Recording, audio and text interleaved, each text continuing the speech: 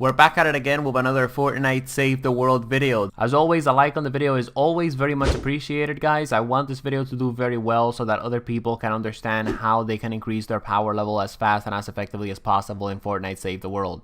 This is a Save the World tutorial on how to increase your home base power, or of course power level. You need to increase your home base power so of course you can get access and have an easier time in these, for example, level 40 missions, etc, etc. So let's make this video quick, but most importantly, let's make it straight to the point and informative. To increase your power level or home base power in Fortnite Save the World, you need to be increasing these fort stats right here: fortitude, offense, resistance, and tech. So how do you increase these numbers? Well, one of the ways that you guys can increase the fort numbers is by, of course, buying them from the skill tree. Like for example, right here we have fortitude, right here we have offense, right here we have tech, and of course right here we have resistance. You guys want to make sure that you're buying all of these skill tree nodes. Why am I pointing this out? Because when I first started playing Fortnite Save the World, I didn't buy these skill tree nodes because I thought they were basically useless, but they are not. Even though it's a small number, the small numbers do tend to stack over time and they will increase your fort numbers. Furthermore, you can also go into the research skill trees, and of course you guys can also buy these skill tree nodes as well. That is of course going to be increasing your fort numbers. But of course, buying those skill nodes is not going to be enough to increase your power level, specifically on a consistent basis. So how do you increase your fortitude, offense, and resistance as well as your tech? Well, you increase them by, of course, survivor squads. And survivor squads, it's basically a place where you place survivors and lead survivors, and these survivors, as you level them up, they will be increasing your power level. So what is the effective way of doing this, as well as the right way of doing this? Well, first of all, let's get right into the survivor slots. So one of the ways that you guys can increase your power level or home base power is by filling up these survivor slots. When you first start out in the game, you're not really going to have all of these other squads or survivor squads unlocked. So you need to make sure that as you progress through the story, you get more and more sort of survivor rectangles, okay? Anyways, when you first start out, for example, you're not going to have everything in gadgeteers, right? So you're gonna have this one that's going to be vacant just like this one, and this square is gonna be vacant just like this one. The point is, if you guys click on the vacant rectangle, it's going to tell you which skill tree node you need to purchase, so that of course that spot isn't vacant anymore and you can place a survivor in there. So the point is, and the main point of what I'm trying to say is, you need to make sure that you're buying these square type nodes, because they are going to be increasing your power level, because of course it's going to give you the opportunity to place more survivors in, of course, your survivor squads. For example, if I want to buy this vacant slot, I have to purchase this skill tree node in the skill tree tier 3. Okay, but that's the thing, right?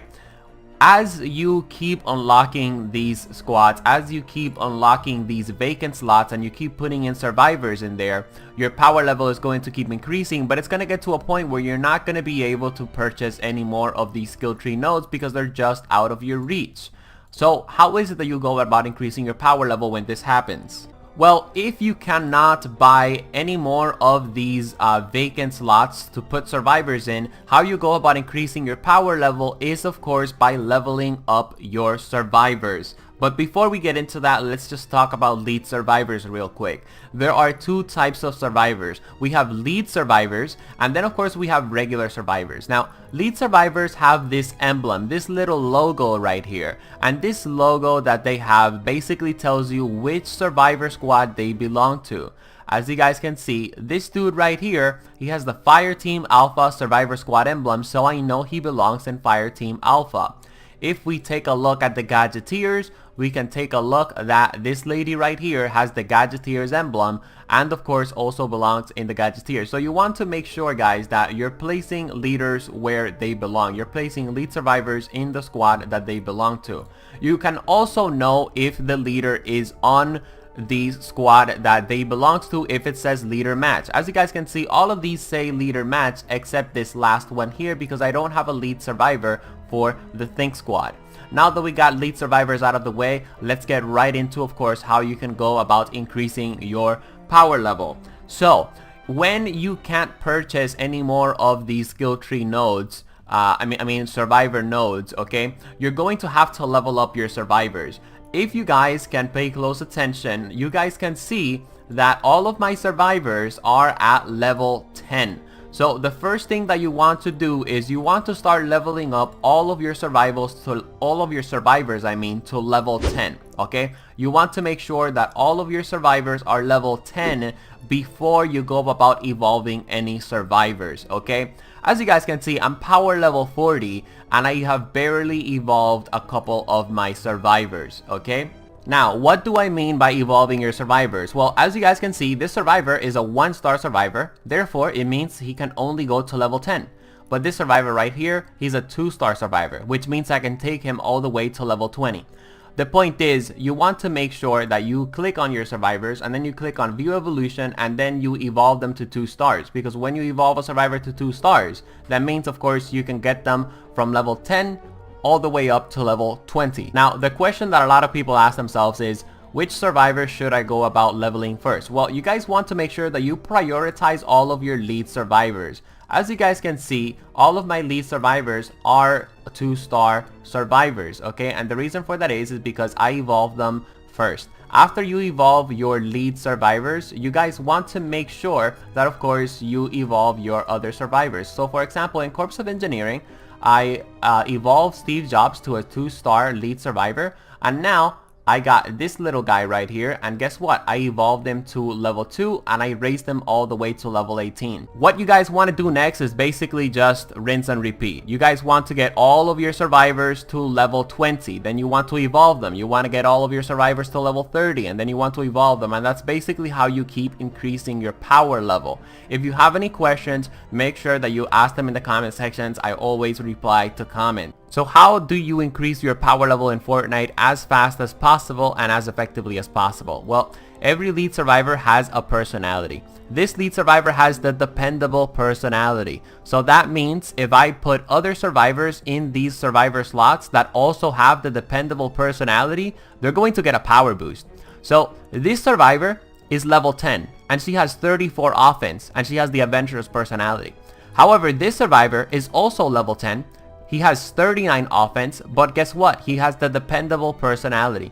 The same personality that, of course, this lead survivor has. So you want to make sure that you're slotting in survivors into these survivor slots that also have the same personality, this logo right here, than, of course, your lead survivor. Now, simply put, you don't want to save up on your survivor XP because you think you're gonna get an epic or a legendary survivor. You want to be putting in your survivor XP to, of course, all of your survivors. You know, don't save it because you want to put it on a better, higher quality survivor. One of the things that you can do, however, if that is the case, let's say that this survivor, you want to replace it for this little lady right here, right? So basically what you do is you replace the level 10 survivor with the level 1 survivor, and then you go to your armory and then you go to that level 10 survivor and then you basically retire them. This is going to give you the XP that you put into them so that you can put it back into that level 1 survivor. As always, it's your boy Salvaje from the Salvaje Cartel. If you have any question, ask them in the comments. I hope this video was informational and I hope you guys learned something new. See you guys in the next one. Consider subscribing and liking the video, and peace out.